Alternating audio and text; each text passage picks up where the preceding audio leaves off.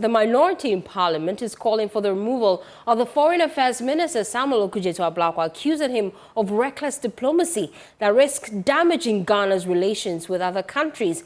The group points to Ghana's response with the alleged mistreatment and deportation of Ghanaians from Israel as evidence of poor diplomatic judgment. Speaking to the media, the deputy ranking member on Parliament's Foreign Affairs Committee, Nana Asafo-Adjei, said the minister's predecessors handled Ghana's foreign relations with far greater professionalism. Listen. To Your Excellency, President John Mahama, we say we cannot continue down this path. The national interests demand change. The welfare of millions of Ghanaians demand it. Ghana's reputation in the world demand it. Your foreign minister have outlived his usefulness. He has demonstrated beyond reasonable doubt that he lacks the temperament to manage complex bilateral relations.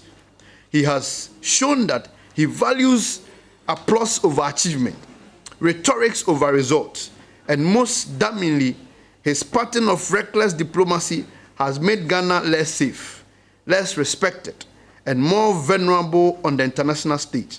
The minority therefore calls on you, Your Excellency, to remove Samuel Okudzeto Ablakwa from the foreign minister's portfolio immediately and appoint in place a competent diplomat, a proven experience, a steady judgment, and a genuine person of commitment to Ghana's long-term standing interests over personal political theater.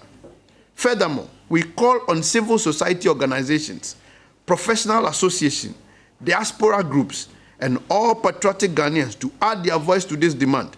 This is not partisan matters. It is a matter of national survival. Well, the minority is also demanding the recall of Ghana's ambassador to the United States, Victor Smith, accusing him of neglecting efforts to secure Ghana's removal from the U.S. visa restriction list, while focusing instead on what it describes as private media engagements involving Ken Ofori-Atta. But let me also address the spectacular failure of Ghana's ambassador to the United States, His Excellency Victor Emmanuel Smith. At this crucial or critical moment, when Ghana faces indefinite visa freeze, threatening billions of remittance, where is our ambassador? Is he burning midnight oil at the State Department, pressing for meeting with senior officers? Is he mobilizing congressional allies to advocate for Ghana's removal from this list?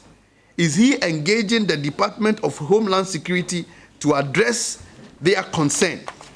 The answer appears to be a big no.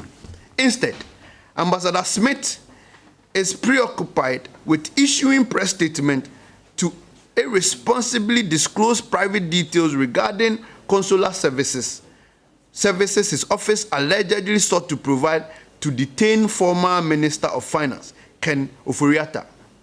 Read this again. While Ghana bends diplomatically, our ambassador to Washington is engaged in petty political score settling, breaching the confidentiality that consular services requires, and dragging Ghana's mission into bipartisan domestic battles. This is not just unprofessional. It is a dereliction of duty. It is another case of incompetence.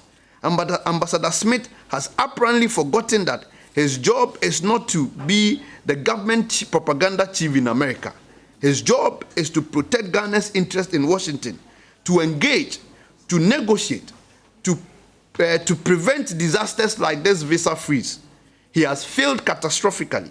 President Mahama must recall him immediately. Ghana cannot afford ambassadors who prioritizes press release breaching confidentiality on consular services over diplomatic engagement when our national interests hang in the balance.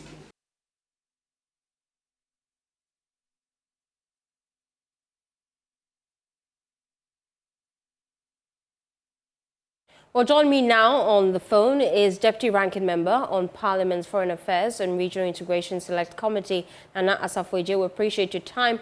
Also on Zoom is International Relations Analyst, Dr. Nanaya Mreku. We appreciate your time, gentlemen. I'd like to start with the minority. Why are you raising these concerns at this time? Okay, thank you. Thank you very much, my sister. This is a pattern that has been monitored and followed for some time now. We are overly getting concerned because if you recall, from the beginning of this administration, the U.S. has a certain pattern dealing with most countries, including Ghana. The first sense, visa restrictions or visa sanctions warning. They send cables to tell you that you are breaching this laws or this, that. So they give education, number one. Number two, you equally follow a certain pattern of President Donald Trump's administration that uses visa sanctions to coerce many countries. This is very important and strategic.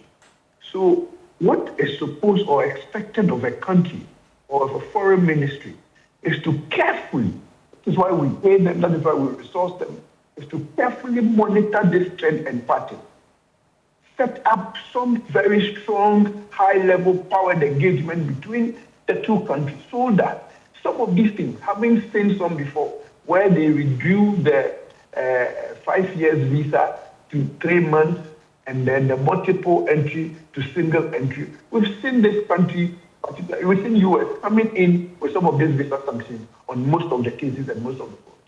So but then many raised the concern that some of the visa sanctions really has to do with immigration. But with tourist visa and student visa, you're free to go. And just 6 days ago, the Foreign Affairs Minister, you were making a point.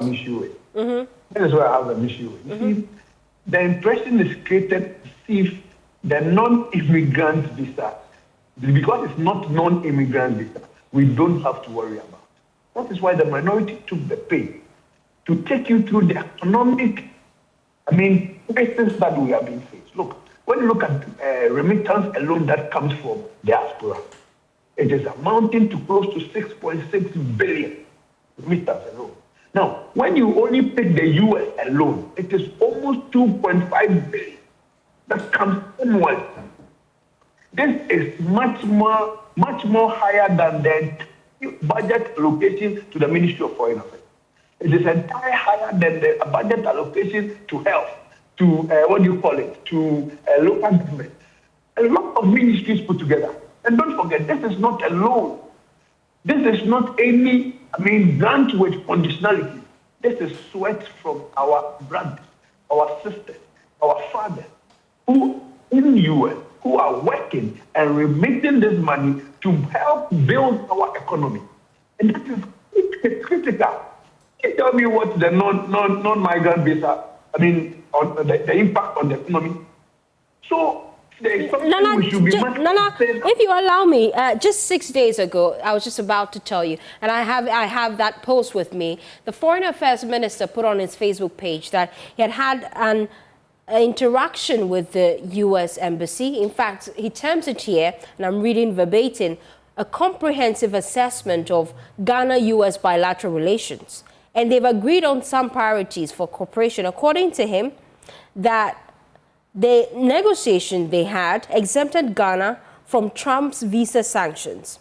Ghana will continue to be exempted from visa sanctions and $15,000 visa bonds imposed on other countries. This is what he wrote on his Facebook page.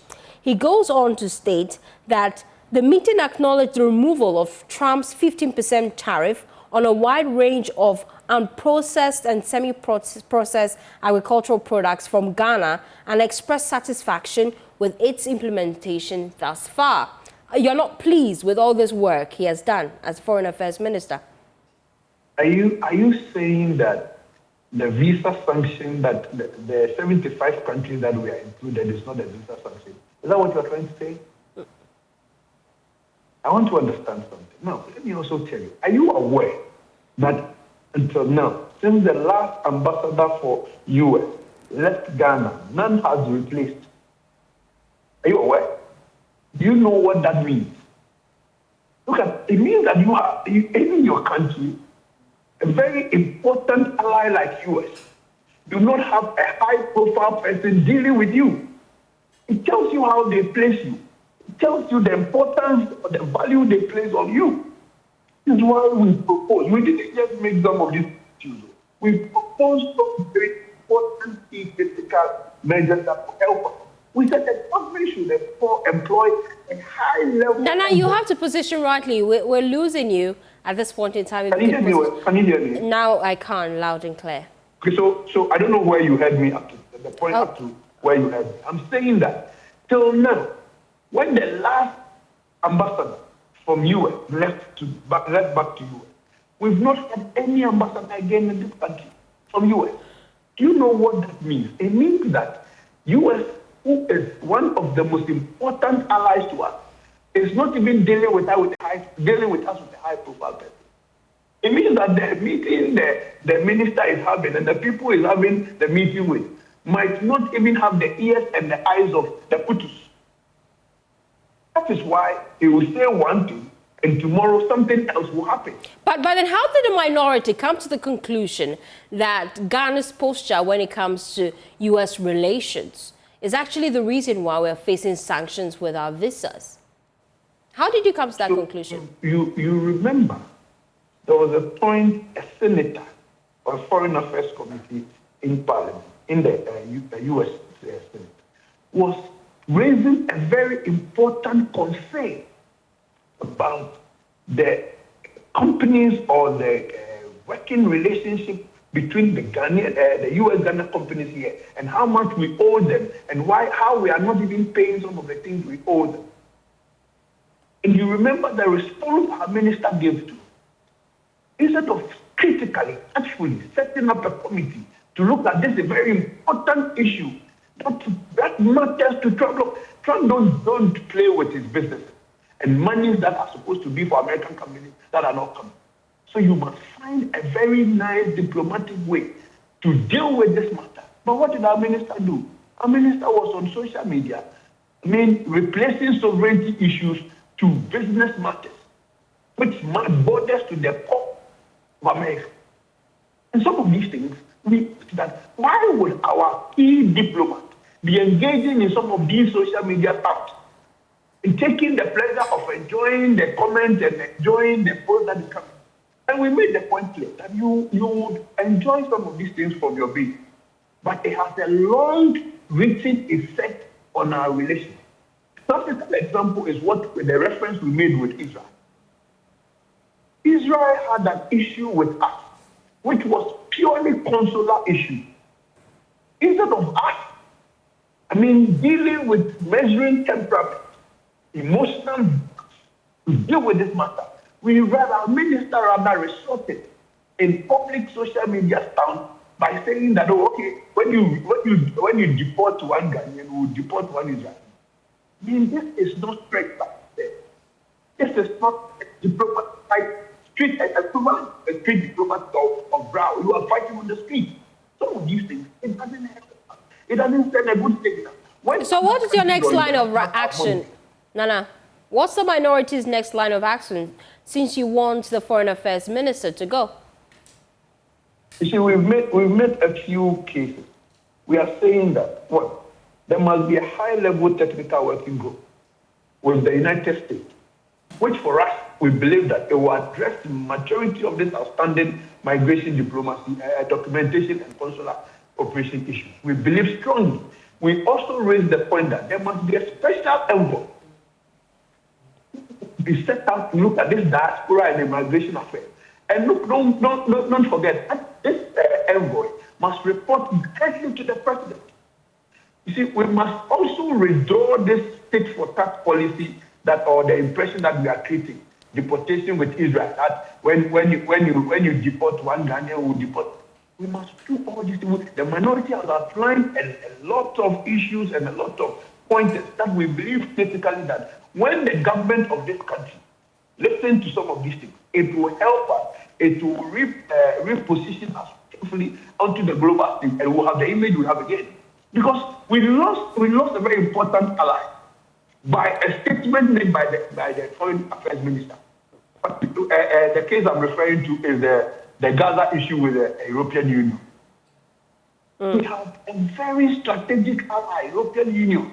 We are leveraging on London, we are leveraging on Paris, we are leveraging on Brussels. They have the position, the European Union have the position on the Gaza proposal. The minister goes to speak independent of what the position the European Union has. Now, our point is not to say that Ghana should not speak, but Ghana speaks too quickly under this minister. Ghana speaks Ghana stands alone too many times under this minister. Okay, Nana, just before I let you go, you also made mention of the push for the removal of Ghana's U.S. ambassador. You make mention to the fact that he's more focused on media engagement about Ken Ofori-Atta. I'm sure you've been monitoring the media space so far, and you know that Ken is going to be before the U.S. immigration court today. What are your expectations as the minority? You see, the U.S. is not like Ghana. For me, I have my personal reservation about this whole Ken issue. I feel it is much I do about nothing. I feel a group of people are using him to cover their political failure. We were in this country that we had, there were 21 million or billion cedis that is going to be recovered in Ora. We wasted time, Ora. Members of Ora tell us they were in cut, they were rumors. You see, that was the same now, who let who take cut. Today, they are not in the political gap. Nana, I'm losing you. Nana, I'm losing you. I lost you at Ora. Please go back and make that point for me. Same minute. Although, president everybody, lying to everybody that there is 21 billion that is coming from Oral. Today, they are gabbing, and their Oral is gabbing. Their own members are telling us Oral is gabbing. The Attorney General is telling us that he's having difficulties with Oral. Look, these are the same people who have put together this theater. I see when Ken Ofori-Atta should come to Ghana, every problem with Ghanaians will be solved. I see that it is a crime to have your GDP or to have your interest rate raised to a certain point. And I think that is a crime. This is why we waste our time, we worry ahead of a lot of things. Look, Ken has issues with ICE. He is going to court. I trust the U.S. Legal system. I believe that when he has a right and a case to make, the laws will listen to him and the right thing will be done. So I don't have a problem to be worried. Okay. He's a citizen of Ghana, yes. I don't have a problem to be worried. Let him go through the process, let the process work. And what is this whole baloo about Ken? I think Ken is coming to solve our problem.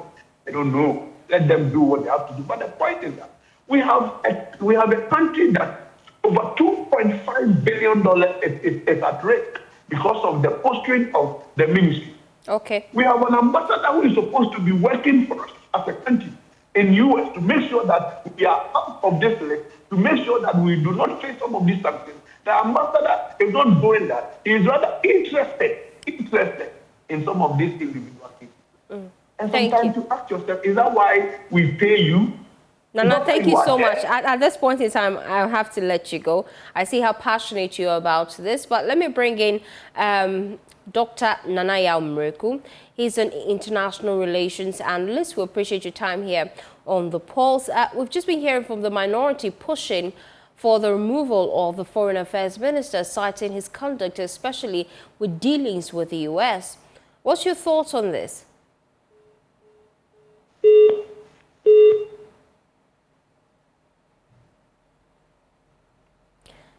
It appears I've lost connection to Dr. Nana Muriku. If you just tuned in, the minority is demanding the removal of the Foreign Affairs Minister, Okudzeto Ablakwa. They say that his procedure in handling things regarding the nation and also foreign relations for the greater part of his appointment has been unprofessional.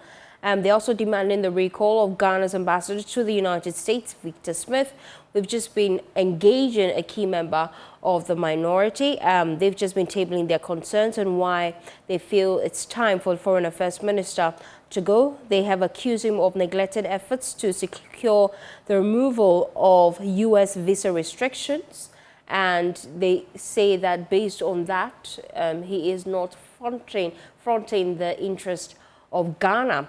I'm just trying to reconnect now to international relations analyst Dr. Nanaya Mreku, just to get his thoughts on this as we look at the international outlook. Today, lots of things have been happening involving the U.S. Embassy. Arise Ghana picketed the ministry earlier today, raising concerns that they want the U.S. to ensure they extradite Ken Ofori-Atta. We've also been hearing from Ken's lawyer, Frank Davids, who says their call is needless, really. We've also been hearing from members of Arise Ghana tell us that they'll be back on the streets tomorrow. Well, I do not have Dr. Nanaya Mreku.